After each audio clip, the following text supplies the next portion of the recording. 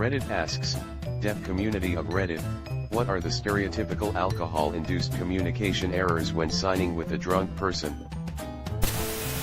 My mom would always get giggly and have a hard time getting through a story clearly.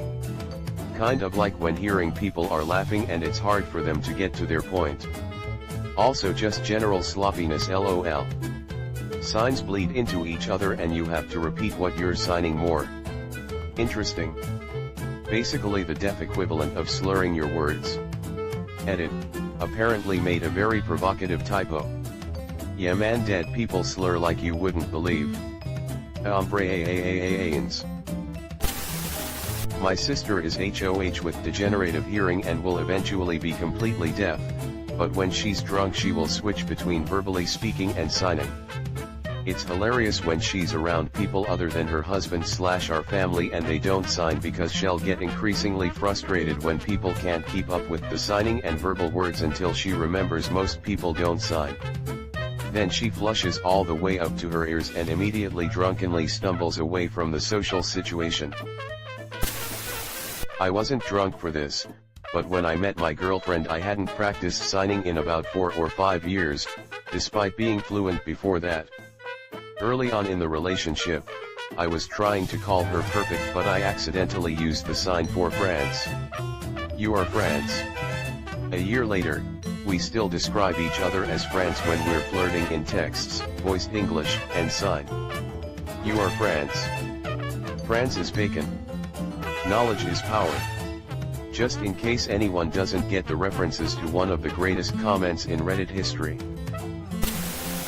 What I want to know is if sign language users eavesdrop on other sign language users' conversations. So, I am not deaf, and I already posted this as a response to another comment, but I thought this would add to the overall conversation. My cousin is deaf, and he says hearing people sign better when we're drunk. When we're sober, we try too hard to make all of our signs perfect. That makes us sign slowly, which can be frustrating for them to keep up with. When we're drunk, we don't care, so we sign fast. We make more mistakes, but he almost always knows what we mean. When I first started speaking English, it was easier for me to speak when drunk. I think it's because you focus less on how you sound and just talk freely. There's a pretty large deaf community around Gallaudet University, which is also near some popular dance clubs and bars in DC. Can't tell if they have translation issues once drunk, but they have the upper hand at communicating on a loud dance floor. Hearing child of deaf parents and deaf siblings here. In high school, I once came home from a party intoxicated and trying to act as sober as I could. I walked into my house hoping everyone was asleep, but of course my dad stayed up for me. I was signing to my dad after he asked how my night was, and it was like 10 pounds weights tied to my wrists. Oh, and I dropped my phone that was in my hand. Safe to say I was grounded for the next weekend. Your hands were slurring. My cousin is deaf and tells me of how she forgot the sign for slap so completely unprompted, hauled off and slapped the guy she was chatting with and then kept going. So this cat is waving around all like a wizard, then the other cat Jews, pow to the little one and, what? Also, dropping things she's holding in order to sign, and signing to people she knows don't sign, then getting confused/annoyed and signing slowly and very carefully instead of grabbing her phone to write. It's like no, dummy, like Taiyi is yaaater. I'm studying ASL interpreting. Some signs are very close to each other. For example, once I was trying to sign funeral procession and I instead signed fudging. Also, vegetable and virgin are almost the same. Hungry and horny are almost the same. I've made the sign for vagina on accident because it's literally making a triangle with your hands. ASL is amazing, but man, it's hard to learn sometimes lol. I accidentally signed lesbian instead of lunch in a classroom full of kids. Told them all to line up for lesbian. I'm hearing, but I went to RIT, anti-ID, for a couple of years a long time ago. Had a friend who would stutter. he would stutter in his signing at the same points that he would stutter vocally. It was more pronounced when he was drunk. Slurring was real, too. People's hands would barely move. He would stutter in his signing at the same points that he would stutter vocally. Whoa. That's fascinating as hell. Fairly certain stuttering is caused by the brain not being able to transfer signals from the part of the brain that formulated ideas to the mouth.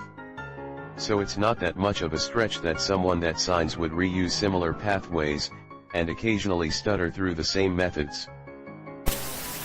I was at my local bar one night and a rather large group of deaf folks came in.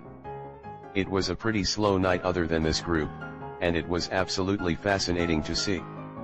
These two gentlemen got into an argument and it was so interesting to see them so heated at each other yet completely silent other than their aggressive signing. It didn't escalate much more than shouting via signing. But it was definitely one of the most interesting nights at the bar. I get the same response from my friends as they watched me argue with my deaf friend. Our facial expression intensified and pace of signing went on overdrive. X200B. They thought it was fascinating. Usually they just babbled like it doesn't mean anything, just straight up nonsense, like mother chicken bitch Friday taxi. Apparently he wanted a ride because he couldn't drive. Poor dude was drunk. Hearing person here, but conversational in ASL. One time I meant to sign where do you work, instead I signed where do you fudge. The answer to both was at home. ITT, apparently 99% of ASL signs can be misinterpreted as fudge or fudging. Slightly related. We have a friend who is an ASL interpreter.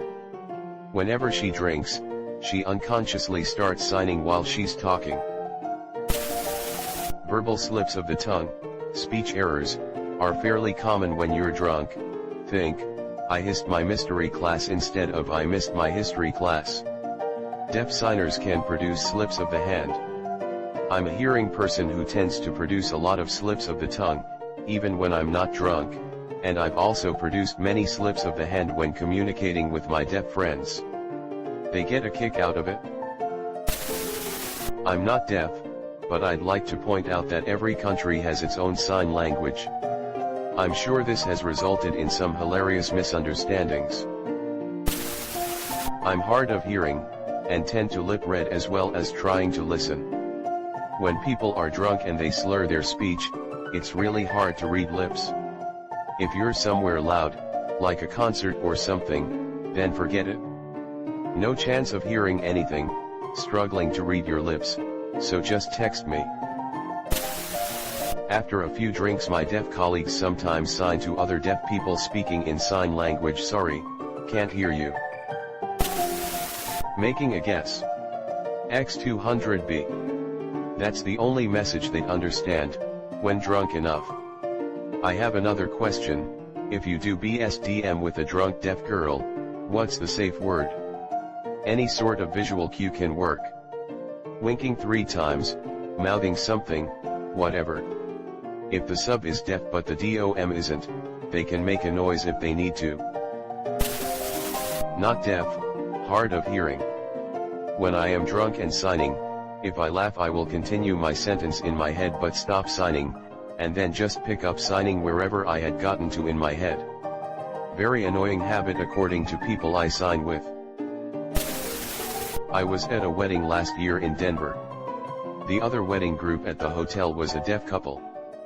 There must been 75 deaf people partying at the pool and the hotel bar the night before. It was so interesting to be in a room of people having fun, smiling, drinking, and partying, but the place to also be so quiet. You're used to associating many people together partying with being loud and obnoxious. The experience was awesome and humbling.